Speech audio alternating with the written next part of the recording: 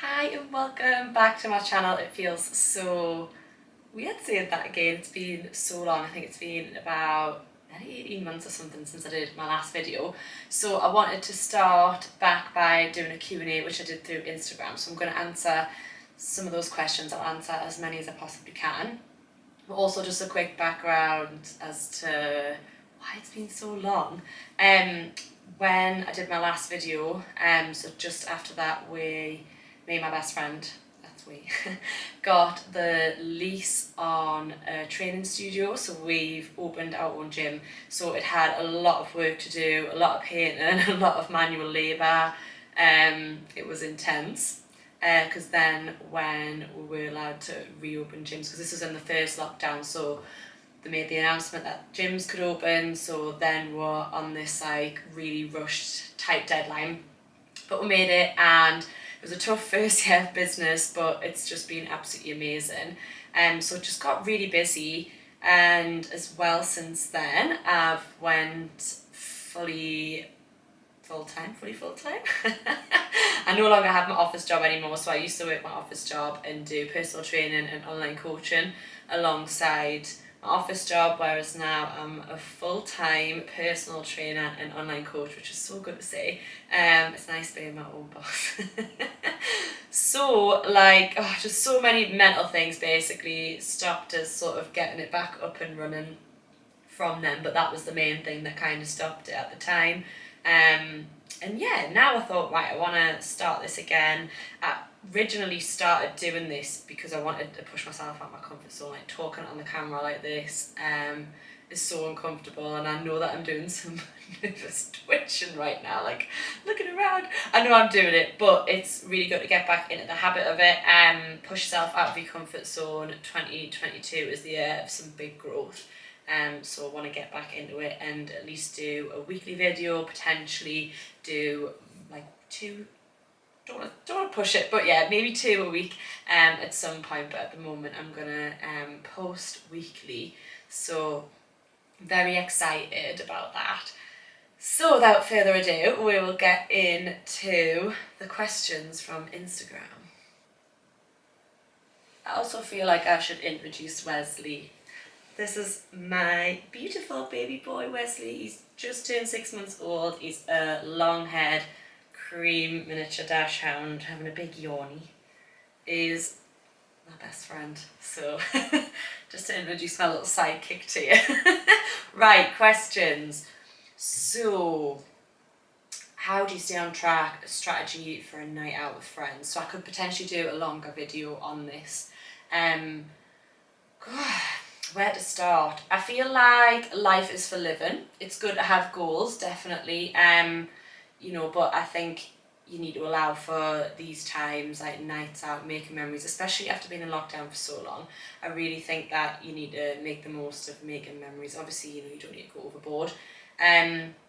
For night out, for drinks and stuff, I would maybe opt for lower calorie options if your goal is for weight loss, fat loss, things like gin with slimline tonic. Try to avoid beers, wines, like cider and cocktails which are higher in calories. But that's not saying not to enjoy them, do you know what I mean? If you've got a weight gain goal, you've definitely got a lot more flexibility with your calories. So yeah, I always say through the day I would prioritise your protein and leave some calories for your night out. Yes, you may go over them, but in the long run it will balance out.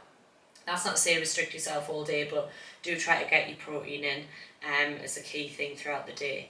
But yeah, hopefully that helps, but I can do a longer video on this if that would be helpful. Are you single? Wow. So I did say you could ask anything.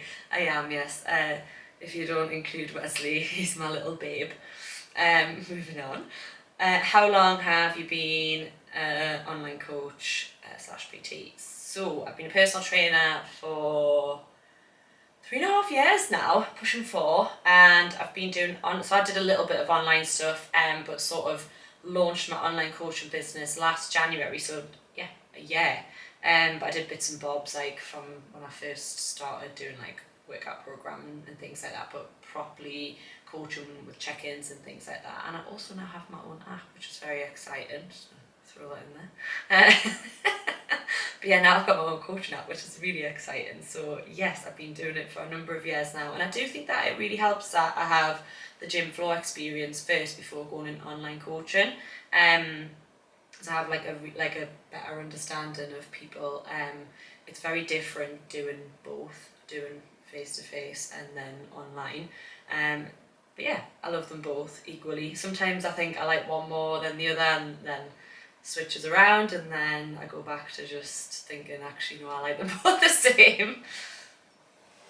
Or someone's actually asked, which do you prefer? So yeah, hopefully that answers that question. What do you like to do in your free time? Well, I work a lot. Well, last year I was working too much, so a goal for this year is to, switch off from it. It's very, very hard with this job because it's very demanding of your time, especially in social hours, but I'm trying my best to get a better balance.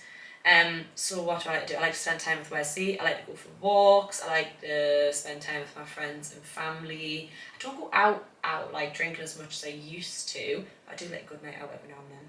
I like to go for food, really, to be honest. That's my main thing. Like Sunday dinner, the best. Definitely one of my favourite things to do. So yeah, I like going for food, just quite chilled now. Like I turned 30 at the end of last year, so yeah, just a bit of a nana. No, well, I've been a nana for a number of years, but yeah. What makeup could you not go without? Your makeup always looks really nice. Oh, thank you. That's very nice, thanks. So, God, I love my lipstick and lip liner, concealer and mascara. I mean, it doesn't say one piece, but all I really wear is like a BB cream and then concealer, put a tiny bit of bronzer on, blusher, maybe a little bit of highlighter if I'm feeling extra at 5am. And then mascara, I do a little bit of white eyeliner and then lip liner, and it's just a matte lipstick, but this lipstick is so good, it stays on for ages, and it's just by Rimmel. I think it's like £5 or £6. It's shade Be My Baby, no, Pink Blink. I also have Be My Baby, that's like a night out one, a bit more nudie. But yeah, that's my kind of makeup routine, because I get up at 5am pretty much every day, at 5-6am, and I'm normally like, straight out the door for 6am PTs. I need a sort of quick makeup routine that's gonna take us right through the day, so this is probably the best. I mean, I have to touch up my concealer when I'm looking a bit dead in the afternoon, but yeah, they're things that I definitely couldn't go without. Next one, how do you eat so much and not get fat? So at the moment, if that's based off my current calories, the moment I'm eating in a pretty big surplus because I'm trying to gain muscle. And with muscle gain, you are going to gain a little bit of fat. The aim is to try and not gain as much as possible. Yeah, I don't know if that made sense when I said that out loud there. So the aim is to basically try not to gain as much fat as you possibly can, but sometimes it's just unavoidable. But that's when you take this time, eat a surplus. It really helps when you then go into a cutting stage. If that's what you want to do after, which is my plan to do after, to try and retain as much of that muscle as possible, but lose the fat that you have gained. So I do definitely have body fat. But yeah, hopefully that answers that. Again, I could do a more in-depth video on this, to talk about surplus and fat gain, muscle gain, and all that sort of stuff if it would help. So yes, please let me know in the comments below. What is your favourite food? Wow, opened up a can of worms there. Favourite food?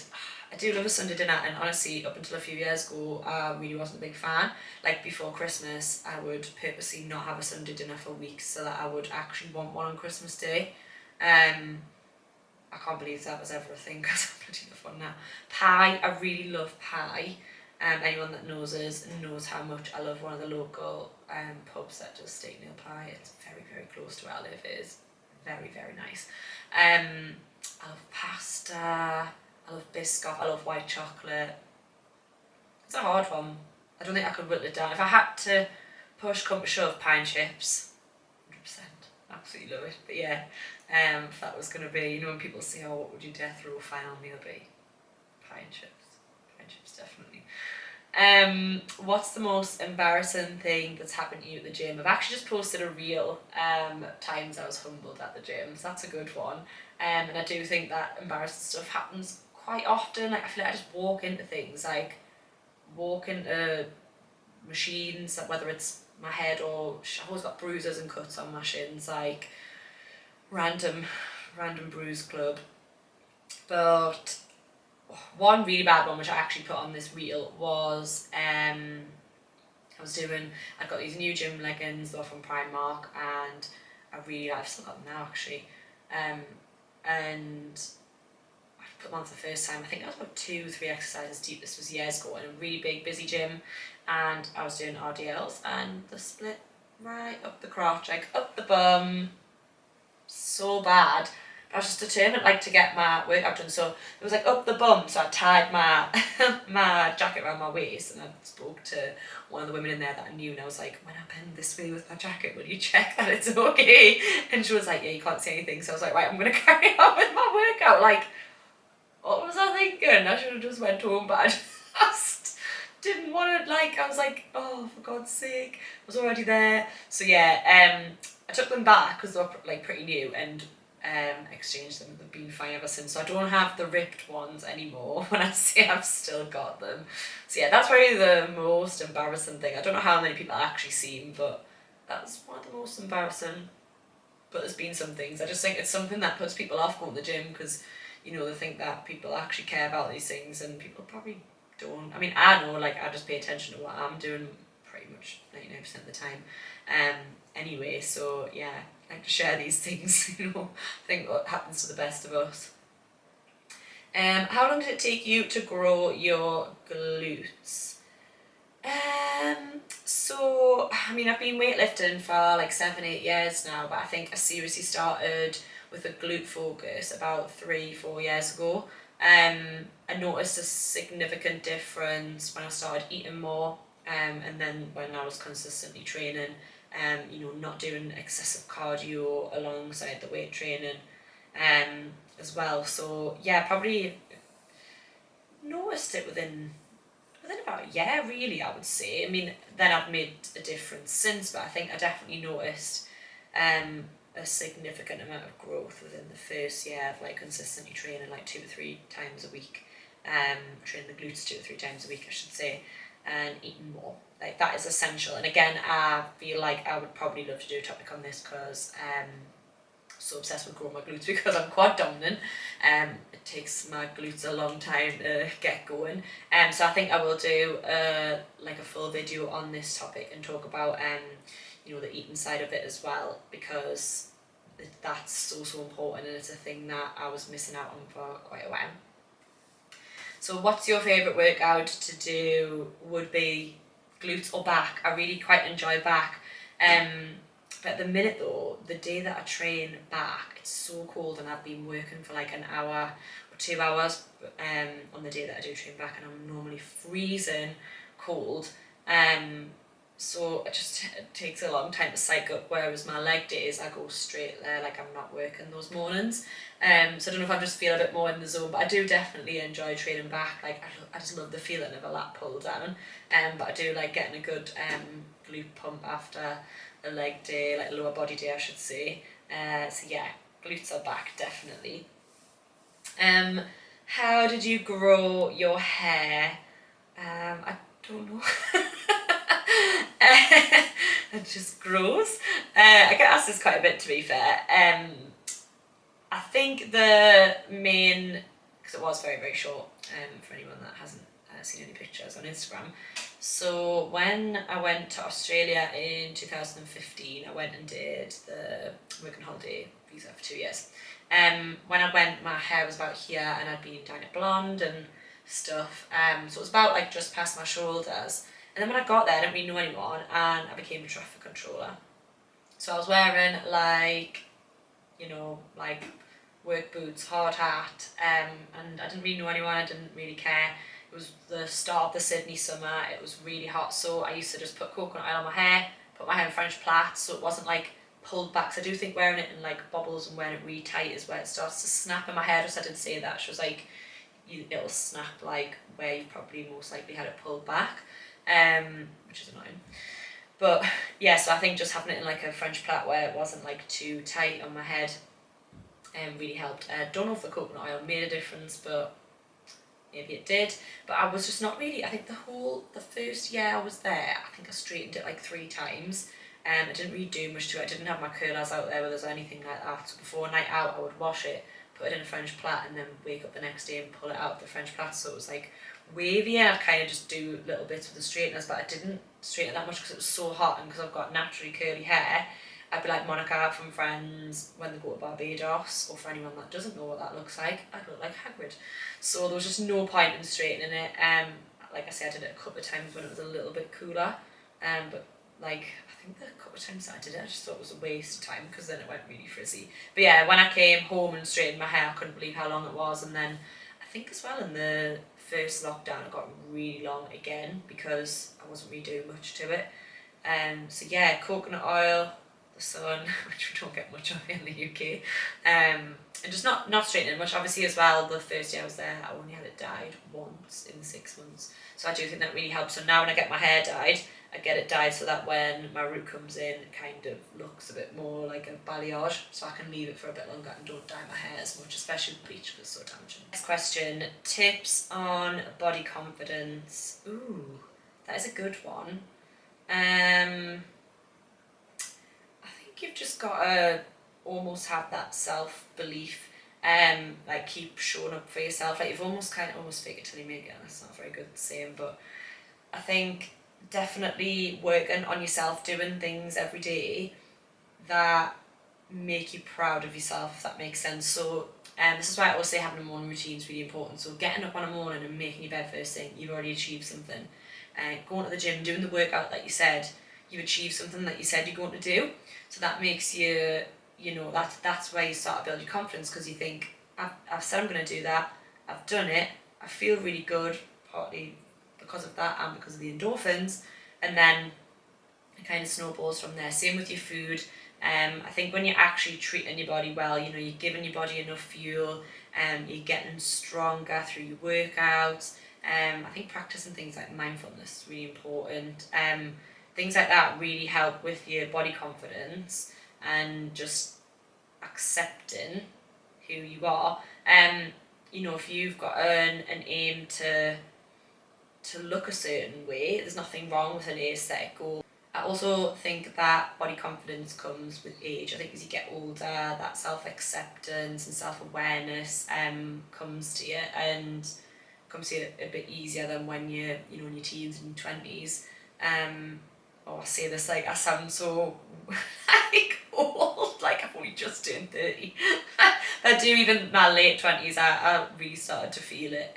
So yeah, I mean, you can't do much about your age, but I definitely think just doing things that that you've set out to achieve, like you're sort of making yourself proud, you're building confidence in yourself that I've set this goal for myself and I've achieved it. So if you've got a weight gain goal or a fat loss goal, setting that goal, setting a realistic plan of action on how to get there, and ticking things off each day and then achieving that goal, that starts to build confidence in yourself. You're like, I've done these things every day, I've done this thing week in, week out, I've done these things like month on month, and I've got to where I want to be. That's a big confidence builder. Next one, tips on self-love. Pretty similar to the body confidence one, I think. It is about that self-acceptance, and I really have found that mindfulness and practicing like meditations really help with that, like journaling, making yourself sort of aware of your feelings, like being grateful, what you're grateful for, is another thing. And yeah, just taking care of yourself, like taking care of your body is a really big one. And don't get us wrong, like I have days myself where I'm not practicing the most self-love, I'm not speaking very kindly to myself, but I definitely have them a lot less than what I ever used to. Only human at the end of the day. But yeah, I definitely think pretty similar to body confidence. It's just about taking care of your body and your mind. Next one, do you ever get bloated?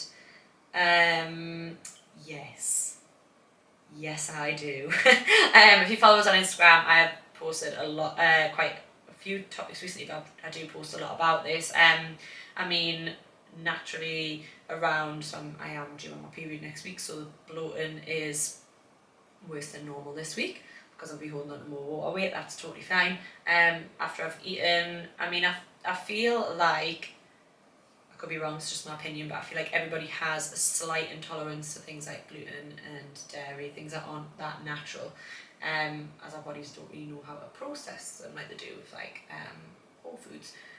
That's just my opinion. You know, like, I think everybody's got a very, very slight intolerance. That's not to say that, you know, everybody's like lactose intolerant or whatever.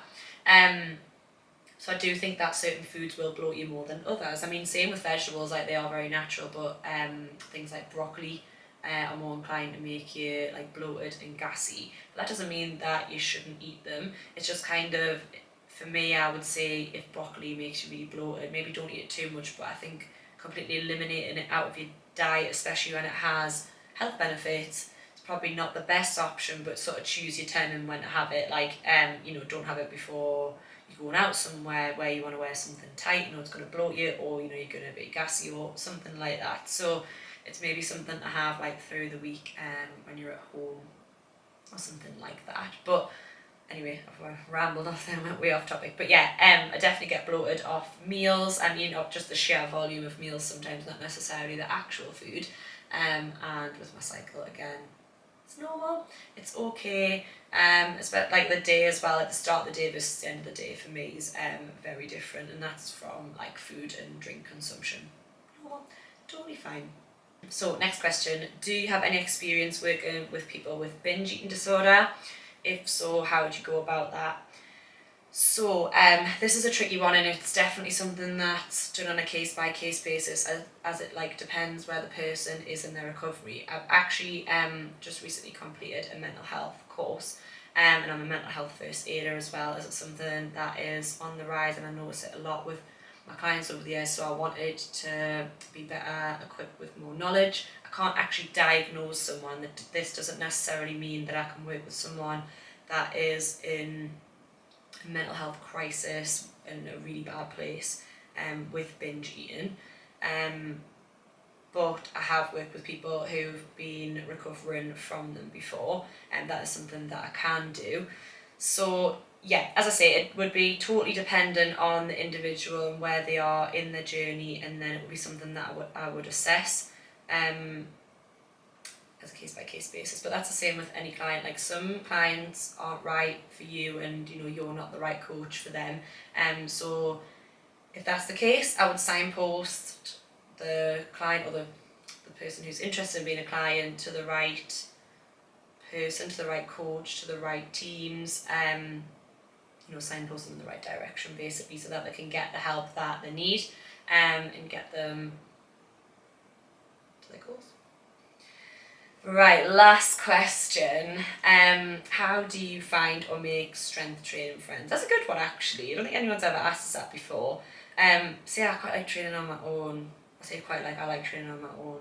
There's only a couple of people that I would ever train with, but I do actually like it on my own. It's nothing personal to anyone. I am just a bit of a loner. But I would just say to go to a gym. I mean, ask any of your friends, like your current friends, if they wanted to give it a try. Say if they want to give it a go and they might love it, and then you can start going together.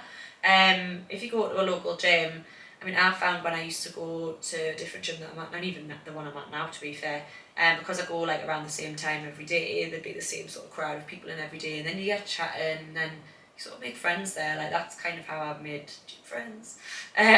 So that's definitely a way to do it. Like, if you go to the gym around the same time, and just try and get chatting to people when you can in between sets and stuff. Like, it will just happen naturally. It's not going to happen like first session or might. But yeah, that would be the way that I've found like making friends in the gym. I'm trying to think how else.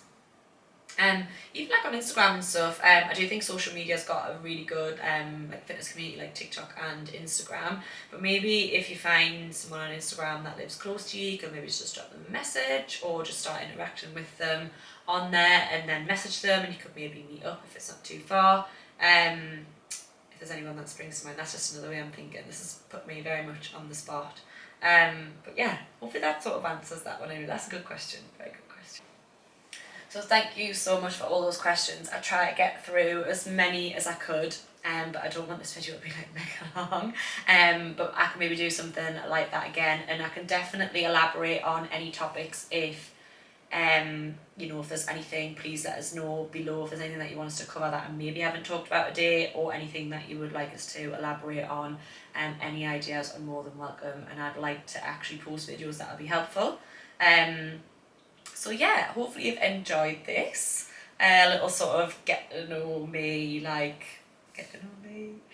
part 2, because I already did one of these. I think it's my first YouTube video. So yeah, like a welcome back. So yeah, definitely planning on posting at least once a week. I'm going to do a mixture of different things to do with fitness or workouts. I'll be on there. I think I might do a little gym tour too, if anyone's interested in seeing my best friend's studio. Do a little walkthrough and maybe do a little workout. Going to cover lots of topics similar to what I cover on Instagram and TikTok and things like that. So if you don't follow us on those, please do. I'll put it below in the comments. I'll put the links to those pages below as well, so I'd much appreciate a follow. Also would love it if you'd subscribe to my channel. It would really help us out and help me to know what videos you enjoy. But yeah, thanks so much if you're still watching, and I'll see you on the next one.